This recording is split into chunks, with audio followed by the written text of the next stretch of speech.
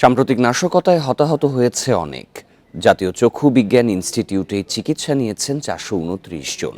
বেশিরভাগেরই চোখে গুলি লেগেছে। চিকিৎসকরা জানান, আহতদের অনেকে হারাতে পারেন দৃষ্টিশক্তি।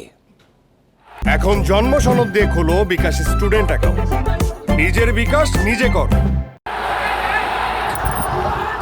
গত এক সপ্তাহ দুর্বৃত্তদের সহিংসতায় অনেকটাই অবরুদ্ধ ছিল রাজধানী।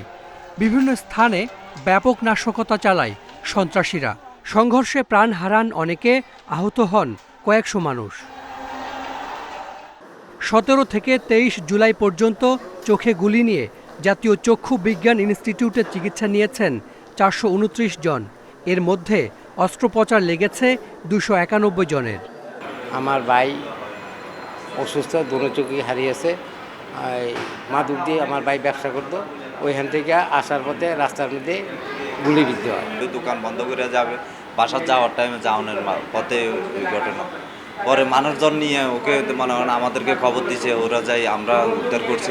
ডাক্তার দেখে বললো যে বুলেট আছে ভিতরে পাপড়ির এই জায়গায়। তারা দেখে বলতো আজকেও পরীক্ষা নিচ্ছে আরো কয়েকটা। চিকিৎসকেরা বলছেন, আহতদের অনেকে হারাতে পারেন দৃষ্টিশক্তি। 6 সপ্তাহ পর জানা যাবে তাদের অবস্থা। যেগুলো চোখের আইবল ইঞ্জুরি হয়েছে সেগুলোকে সবগুলোকে আমরা রিপেয়ার করেছি। রিপেয়ার করে ওদেরকে এখন ফলো আপে দিয়েছি। কারো কারো দৃষ্টিশক্তি হারাবে, আইবলের ভিতরে পিলেট গিয়েছে, হয়তো কমপ্লিটলি হারাতে পারে, আবার পার্শিয়ালি হতে পারে।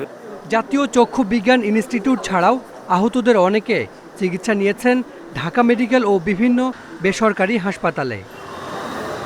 Hasan Misbah, independent news, Dhaka.